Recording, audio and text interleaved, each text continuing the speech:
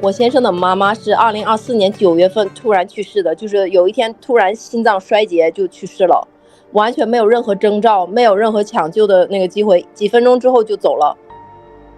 就是非常震惊，就家里所有的人当时就是没有办法接受一个早上起来还蹦蹦跳跳、活泼开朗的一个人，说着下午说大家一起去游泳的一个人，突然中午吃完饭倒在地上就走了。整个家庭里面陷入极度的痛苦，然后我先生那个时候就认识我之前整整大概有6、7个月的时间，就是没有跟任何人主动说过话，抑郁症严重到说，每天要吃就是高剂量的抗抑郁的药，就他每天就很想去死，去见他妈，就是非常非常非常难过的，极度走不出来的一个状态。然后2025年的时候，他爸爸催着他说：“哎呀，你看你30多岁了还单身。”催着他去相亲嘛，然后我们在教会的网站上认识了嘛。有其他一些神奇的事情发生，然后你就觉得一拍即合，然后就搬过来就结婚，然后就这样很顺理成章。然后这个事情为什么要讲到这里呢？就是我要先铺垫一下这个灵异的事件是什么，是2024年圣诞节那个假期。第二个异象就是发生在同一个星期，是有一天晚上我把我孩子送去睡觉了，然后我做了祷告，上床，刚躺下的时候我的屋子也是一片漆黑，刚躺下的时候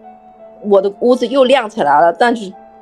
这一次亮就比上一次亮，然后这一次亮起来之后，我这个屋子是看不见屋子的，就好像我躺在一片空地里面，周围全是雾，然后从雾里面发出亮的光，然后我躺在这个空地里面，我是有一点点害怕的，因为就是你是有一点点小害怕的，因为你不知道要见到什么，然后但是你有一点点小兴奋然后在这个时候，在这一温温柔柔的这个雾的亮光里面，突然来了5个女孩子站在我的后面。那我说她站在我的后面是指说我是朝左面躺在我的床上的，她站在我的肉体的后面，但是从我灵魂的角度来看，她们就在我面前。所以那个时候我的灵魂是在我的身体外面，我能看见她们在我面前，但是我又能看见我的身体在后面。这样听得懂吗？听得懂。然后他们5个人我们现在是在 recording 吗？对应该是哈。是然后这个没有时间限制吧？这个不，我只想确定一下，我就是最怕的是什么拍电影拍半天，然后那个什么摄像机摄像头没有打开，是在 recording 的没？对，放心。对，然后5个女孩子站在我后面，然后她们高低错落不同，都是外国人，因为头发颜色都是从那个 blonde 到 brown， 然后到 dark blonde， 然后不同，不是我们黑头发、短头发、长头发、短头发的这种不同，然后都是穿着一身从肩膀到地面的这种长白袍、长白裙的这种设计的这种衣服。我只看清离着我最近的站在第一个的那个女孩子的面庞非常漂亮，非常可爱。后面那5个就是挨着她，站在她后面，然后第3个站在第2个的后面，第4个站在第3个的左侧，然后第5个站在第4个的左侧，就这样围了一个半圈在我面前，在我后面身体的后面。然后他们就站在那里看着我，距离我大概有1米半的距离吧，1米多一点点距离，不是很远也不是很近，一个很安全的一个距离，非常安静非常安详的看着我，没有说任何话，没有任何举动，就站在那里看着我，看了我大概有好一会儿，好几分钟，就一直站在那里。然后我就开始有点慌了，然后我就开始默默的做祷告，我说亲爱的神啊，请你保护我，我害怕我也不知道这又是看到什么了。然后亮光慢慢就变暗了，然后就又变成一片漆黑，就不是说他们没有一次是他们灵魂的消失，不是那种打个响指啪消失了，不是，是你渐渐看不见他们，是渐渐这个光暗下来，然后渐渐的我又回到我的身体里面了，然后这个屋子就又一片漆黑到说是我拉了窗帘关了灯之后的那个漆黑，然后我睁开眼睛看见我自己还是左面侧着躺在床上嘛，然后我当时就不明白为什么会看到这些人，我也不明白他们是谁，我也不知道这个事情为什么要发生在我身上。然后这个是2024年的圣诞节，然后好，2025年9月份我跟我先生结婚，2025年圣诞节我去我先生家吃饭，吃圣诞餐，然后我先生把他们家的那个老相册拿出来给我看，他小时候，他哥哥姐姐弟弟小时候，他爸爸年轻的时候，他给我看到他妈妈年轻的时候，那一张清澈干净漂亮的脸，就是当时站在第一位的那个女孩子的脸。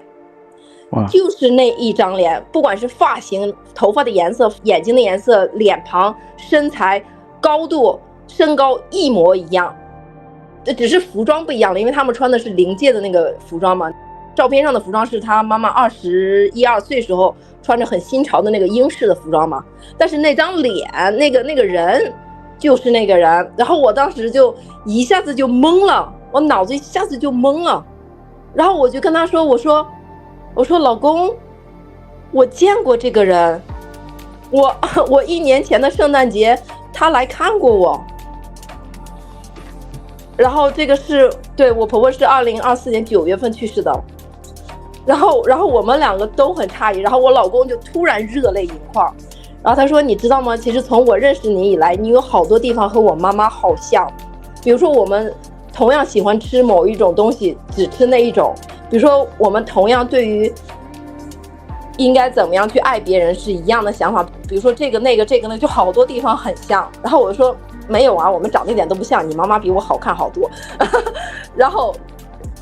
你就突然觉得很幸福很暖心，然后你能感受到那种灵魂里面的安慰和喜悦，那种说这个事情肯定是神定好的。对，那另外4位女孩子是谁呢？其实我不知道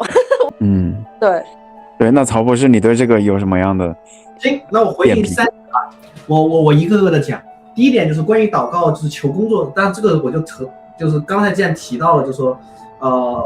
怎么求工作啊，给神他不应该是对于具体的案例对你具体的帮助，对你具体的那个什么承诺，因为这样子的话，那你相当于是对别人的诅咒。我给你说一个高明的方法祷告啊，当然不是我也没资格教人家，但是我就说我听说也好，怎么着也好，反正一个非常高明的，我觉得是很高明的，就是我是祝福每一个人，就是我希望这次参加这个工作面试的人，每个人最后都去到他最该去最好的地方。我希望上帝帮助我们都去到我们该去的地方，或者你给神佛祷告，你佛说，我希望大家都去到他因果他最该去的最美好的地方，大家实现一个最美好的结果。这个我觉得是一种普爱，是一个普世的爱。那这种其实得到的能量，我觉得是比较大的根据我客观的观察，我觉得这种能量是非常大的，好过于你只是求你自己，这是第一点啊。第二点呢，就是坑刚刚说那个话，就是我把崔姐说的话重新再说一遍，那就没有意义，就有点浪费时间了。我呢他讲的是很拔高，那我给你讲个具体的，就是关于你说这个癌症，我到底是救还是不救呢？当然在拔高在一个很宏观的层面上，就是说你今天为什么得这个癌症，得了这个癌症之后，如果你没有挺过来会怎么样？其实神在一个更高的维度，他有个他自己的看法，或者他知道这个事情该怎么发展。所以说呢，你作为一个individual， 你可能是迷惑的，但是你要相信神对你的安排，或者相信命运对你的安排，这是一种说法。当然很多人就会抬杠说，哇，那你这样子说的意思就是我就躺平嘛。所以说呢，我就从另外一个角度给你聊下这个事情。那聊这个事情，我先铺垫是把我之前说的一个 example 又给拿回来，就是小学生做作业的事情。就是我们假如说成为了家长，然后我们有个自己的小孩，他寒假作业做不过，他现在压力山大。那从父母的角度上说，为这个小孩的前途考虑，我们去培养自己的小孩，那确实是要说你要对你自己负责。我作为父母，我不可能帮着你去打马虎眼，去躲避写寒假作业这件事情，我看起来是很傻的。而且我就算帮了你，这也叫饮鸩止渴，这个事情是不应该这样子做的。但是呢，我又换一个角度说。那时候我们也看了很多新闻，有些小孩他一念迷，他那个迷得太深了，他就过不了这个坎儿。就我作为家，就是他可能做不了作业，他压力大到他可能会轻生，他甚至他会自杀，对吧？这种情况也是有的。比如说还有一些小屁孩谈恋爱，是你家长觉得他那个恋爱也是个假的，哎呀，你小屁孩懂屁的恋爱啊，你不就跟你对你同桌有个好处吗？我觉得你们那个恋爱是假的，然后你分手，你根本就我觉得家长最爱说的一句话就是说，你们根本不懂爱，你们那个分手哪叫刻骨铭心。但如果他过不了那个坎儿，他就真的会跳楼。我当年高中的时候就真遇到过一个女生，她是在另外隔壁班，她真的就是谈恋爱分手，她过不了那个坎儿，她真的就跳楼了。我是亲身经历过的，她真的就跳楼了。哇！然后，那这就说明什么情况？说明有些时候那个坎儿你是可以过的，有些时候你那个坎儿是不能过的。你不能过，我们在家长角度说，那这个时候我出面帮你一把，其实是可以的，因为我希望你能够迈过这坎儿。但这就是特殊情况、特殊考虑，那你家长就要有智慧去观察你的小孩，你小孩现在有这个坎儿，他有没有能力自己挺过这个坎儿？如果他挺得过，那相当于他就成长很多了。但如果我作为家长，我很了解我的小孩，我知道这个坎儿他可能过不去，这个坎儿他可能真的过不去，他会钻牛角尖钻下去，那我可能就会出面，我可能要动用一下别的办法来帮他了。这就是具体情况具体分析。再有说我说的那个考试的例子，那我刚刚之前讲了，我说我单纯给你延长考试时间，其实也没什么意义。比如说我看你的试卷，你根本就答不出来，我看你是一点思路都没有，我再给你多3个小时，我觉得你还是就这个样子。所以说交卷吧，咱们以后努力啊，以后还别的，来日方长，还有下门课再来补考啊，对对对，或者说是这门课你 fail 了，你下次再 retake 也行，我会这样的。但如果有些情况我发现他基本上快想出来了，他就差那几分钟把这个答案写出来，那这个时候我给你延长一点时间就有意义了。就我觉得我看你开头写这个东西，你基本上就是你懂了，我感觉到你其实是知道，你是有思路的，你知道这个题该怎么做。那这个时候我出面帮你，那是有价值的，而且我觉得这个价值可能还比较大。所以呢，我就说那好，我也不急着，当然要公平的情况下，那我可能我就会说把这个时间延长一下，我觉得就是有价值的。那这就是我之前讲的2个例子。回到就是说，在人活在这个世界上，如果有个高维的存在，他在关照你的话，我觉得他是一个充满智慧的一个存在。那他是不是也会有类似的判断呢？就这个事情，你到底过不过得了？你过得了的话，那你会成长。你如果实在过不了，你需要我帮助，我也不是不能帮助，但是就看是什么情况。这就是我觉得就是个具体情况具体分析了。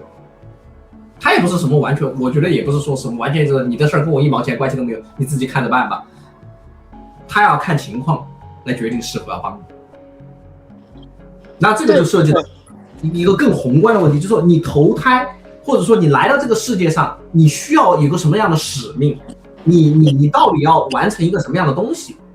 你自己可能在清醒的情况下你是看不清楚的，就是说。比如说谁要逼着要问你说你活在这个世界上你到底要实现一个什么样的命运，你要在你的命运当中学到什么知识，那其实大部分人也是比较懵的状态，就是说或者说你真逼着他讲，他只能给你讲个大概说那我们是不是要做个好人呢，我们是不是要造福社会呢？但这个事情就当然这样讲也对也不是错的，但是就很多人会觉得有点虚呢，那你不就在给我唱高调吗？那我说具体那具体到我要具备个什么能力？比如说我打个简单比方，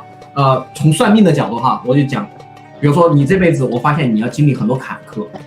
你要受到很多欺辱，那我国家的专业术语就是说你这辈子其实要做忍辱仙人。那我看你在这个受辱的过程当中，你能不能稳定你心性，这个是我对，这可能是你这辈子需要经受的考验。如果这个考验你过了，你的心性其实在这些忍辱的过程当中，你真忍过去了，你真办到了，那你就成就了。那你成就了，那可能你接下来你的升维，你真的会很厉害。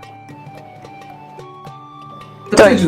这就比较具体。但是大部分 unfortunately 大部分的人他其实是不太具体知道自己要就是这辈子我生活在这个世界上，我需要达到一个具体的目的，我实践个什么东西，他不知道，他顶多给你唱点高调。因为我觉得是人在来这个世界之前，其实每个人都有自己的一个剧本的，这个剧本早就发给你了。当然这个也会回忆到，就我这个说到上升到数学的话，就说那个时空结构大概是存在在那儿的，你千万不要觉得时空那个东西它其实就是一个完全随机在演变。你要遇到什么样的人，你跟哪些人会发生什么样的 chemistry， 你们之间会怎么样，七七八八那个剧本是在那儿的，那个结构是在那儿的。所以说就有刚才崔崔姐说的是，你遇到的人，你发现哇，好有意思啊！我的这个老公的母亲，哎，在很多情况下有一些惊人的相似之处，有惊人的巧合。这其实我也听过很多这种事情。其实我就回答一个点，就是说，你遇到的人其实都是选择好了，很多重要的人你选择好了。这也可能从侧面上2个点哈，所有的正派的宗教哈。是绝对不鼓励人自杀的。你自杀，等一下我接个电话，不好意思。那你先静音我可以跟吹吹姐聊一会儿。对，然后我老公当时他热泪盈眶，还一个原因就是他说，你知道吗？从我们2个正式在一起之后，就是他已经再也没有吃过抑郁药，再也不觉得抑郁，就是一直就是觉得开心，就一下子就好了他。他现在每天看着我的时候，就是说的最多的暖心的话，他就说的就是跟你在一起好开心，就是开心，我也不知道为什么。然后不是他没有说我也不知道为什么，我说的我也不知道为什么。我就觉得这个是一个蛮祝福的事情。然后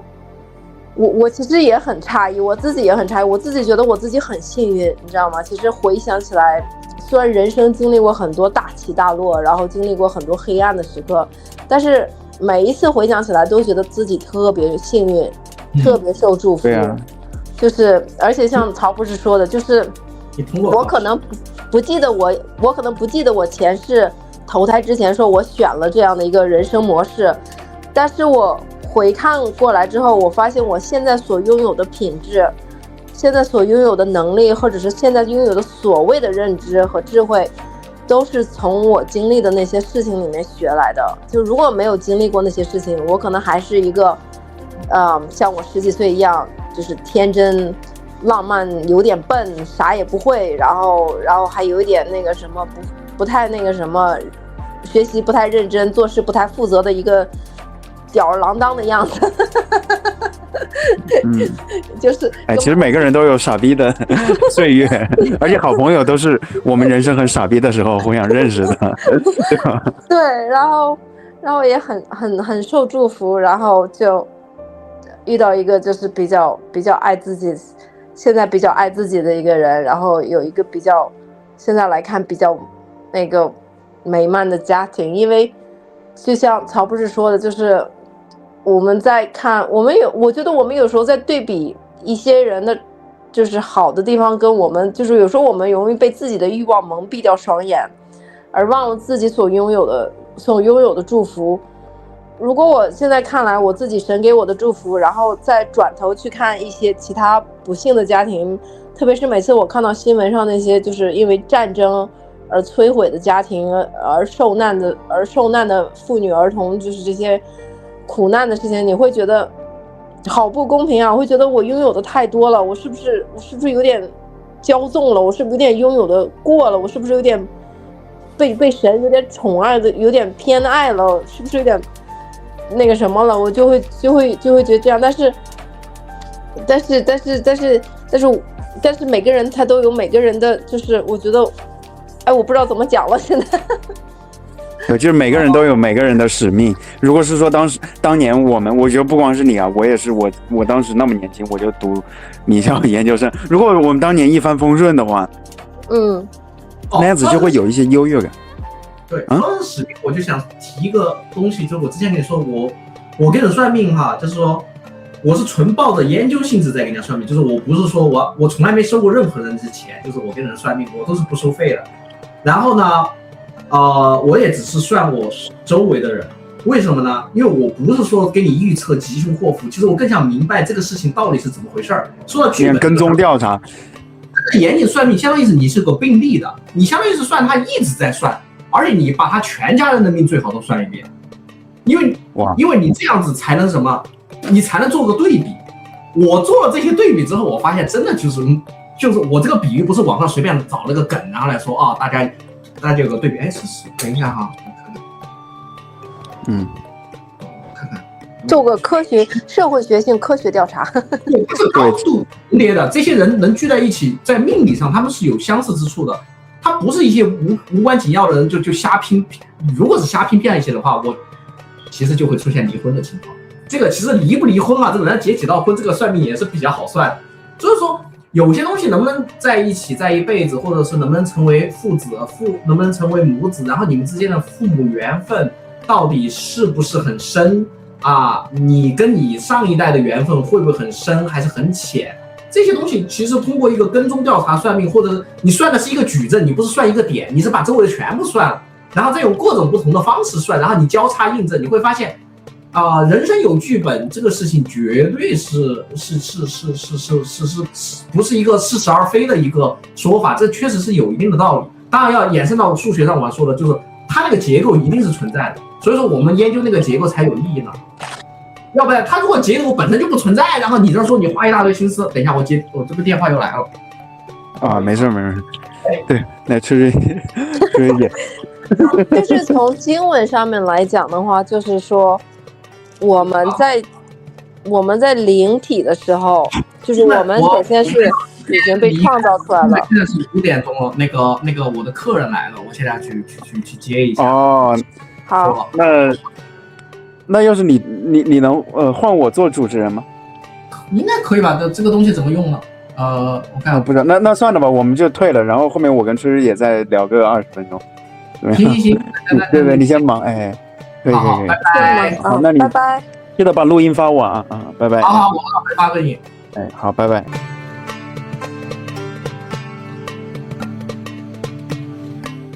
好，非常感谢啊，我们会在下周更新，订阅支持一下吧。我是谁？我来到这个世界上究竟要做什么？进化的新阶段已经开始，意识到无限的爱会让我们开启一场前所未有的灵魂旅程。